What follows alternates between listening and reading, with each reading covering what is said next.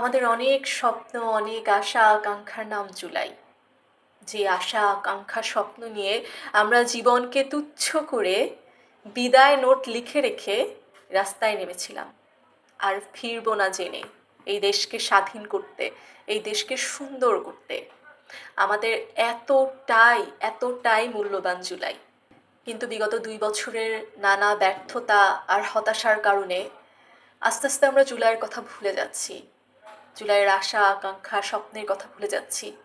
আমরা হতাশ হয়ে যাচ্ছি, নিরাশ হয়ে যাচ্ছি, যার কারণে আমাদের ভিতর সেই জ্বলে ওঠা তীব্র দাবানলটা আস্তে আস্তে ঠান্ডা হয়ে যাচ্ছে। আমরা চতুর্দিকে কেমন একটা শূন্যতা অনুভব করি।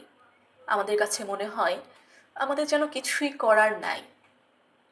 এতগুলো মানুষ যে জীবন দিয়েছে, এতগুলো মানুষের যে অঙ্গ প্রত্যঙ্গ হানি হয়েছে, চোখ দিয়েছে, আক্ষরিক অর্থে এতগুলো মানুষের ত্যাগ, তিতিক্ষা, এই সমস্ত কিছুই কি ব্যর্থ? সফলতা আমরা পেয়েছি, আমরা স্বৈরাচারকে তাড়াতে পেরেছি, কিন্তু সেই সিস্টেম, সেই নিয়ম কানুন, সেই কলকবজা যেগুলো দিয়ে আসলে স্বৈরাচার তৈরি হয়, যেগুলো দিয়ে কিছু বছর পর পরই স্বাধীনতার আন্দোলন করতে হয়, জীবন দিতে হয়, রক্ত দিতে হয়, সেগুলো তো একই আছে। আমরা যদি হতাশ হয়ে যাই, তাহলে আবারও ৩০-৪০ বছর পর হয়তো আমাদের সন্তানদের অথবা আমাদের নাতিপুতিদের রক্ত দিতে হবে এই দেশটাকে আবারও কোনো মানুষরূপী স্বৈরাচারকে সরানোর জন্য। তাই আমাদের যতটা সম্ভব এই সিস্টেমগুলো, এই কলকবজাগুলো পরিবর্তনের চেষ্টা করতে থাকতে হবে।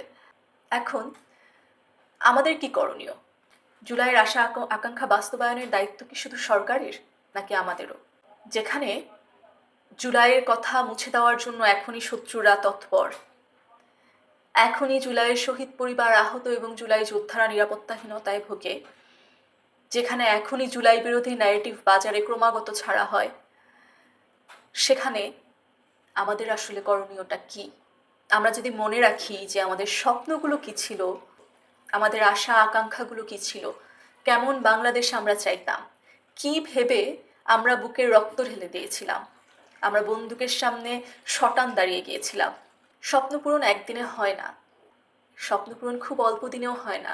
স্বপ্নটাকে একটা চারা গাছের মতন একটু একটু করে পানি দিয়ে দিয়ে, রোদ দিয়ে দিয়ে বাঁচিয়ে রাখতে হয়। আমাদের জুলাইয়ের স্বপ্নকে আমাদের নিজেদের ভিতরে বাঁচিয়ে রাখতে হবে, যেন আমরা যেদিকে যাই যাই করি আমাদের মনে থাকে যে আমরা দেশের জন্য একদিন কি করেছিলাম, আমরা দেশের জন্য কি চাইতাম। এটা মনের মধ্যে রাখলেই আমরা জীবনে যেদিকে যাই, যেদিকে হাঁটি, আমাদের লক্ষ্য, আমাদের উদ্দেশ্য যাই হোক না কেন, আমাদের ঠিকানা যাই হোক না কেন, সেদিকে হাঁটতে হাঁটতে রাস্তার মধ্যেই আমরা অনেকগুলো এমন জায়গায় হঠাৎ করে থমকে দাঁড়াবো, যেখানে দাঁড়িয়ে আমরা আসলে বুঝবো যে এই কাজটা কিভাবে করা আমার জুলাইয়ের আকাঙ্ক্ষা ছিল।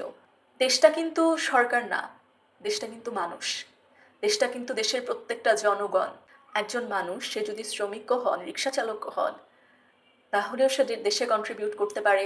একজন শিক্ষক, একজন ডাক্তার, একজন ইঞ্জিনিয়ার, একজন সচিব, একজন মন্ত্রী, প্রত্যেকের, প্রত্যেকটা পেশার মানুষের আসলে দেশের প্রতি দায়িত্ব থাকে।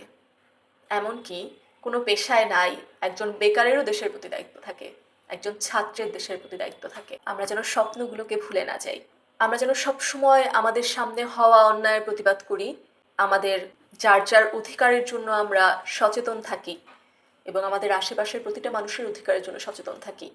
আমরা যেন কারো অধিকার না লঙ্ঘন করি। নিজের দায়িত্ব কর্তব্য, অধিকার এবং অন্যের প্রতি নিজের দায়িত্ব কর্তব্য এবং অন্যের অধিকারের কথা আমরা যদি সবসময় মাথায় রাখি, তাহলেই দেশটা অনেকখানি পাল্টে যাবে। আমরা যদি সবসময় প্রতিবাদ করি প্রতিটা অন্যায়ের, কখনো যদি আমরা নীরবতাকে সম্বল না করি নিজের স্বার্থে, তাহলেই দেশটা অনেকখানি পাল্টে যাবে। আমি ৭১ দেখি নাই, কিন্তু আমি জুলাই দেখেছি। জুলাই কি ছিল সেটা আমরা প্রত্যেকটা মানুষ জানি। জুলাই আমরা সবাই উপলব্ধি করেছি আমরা আসলে মানুষকে কতটা ভালোবাসি, আমরা আসলে এই দেশটাকে কতটা ভালোবাসি, আর আমরা নিজের জীবনকে, নিজের পরিবারের জীবনকে, সব কিছুকে কীভাবে তুচ্ছ করে ফেলতে পারি। আমরা আসলে কতটা মহান। নিজেদের পরিচয়, নিজেদের সুপার পাওয়ার, জুলাইয়ের স্বপ্ন, এই সমস্ত কিছু যেন আমরা মনে রাখি এবং সাধারণ মানুষ এক হলে সাধারণ মানুষ একত্র হলে, নিজেদের অধিকারের জন্য সোচ্চার হলে যে কোনো কিছু সম্ভব, সেটাও আমরা জুলাইয়ে দেখেছি। জুলাইয়ের স্বপ্ন আমাদের বাঁচিয়ে রাখতে হবে আমাদের ভিতরে।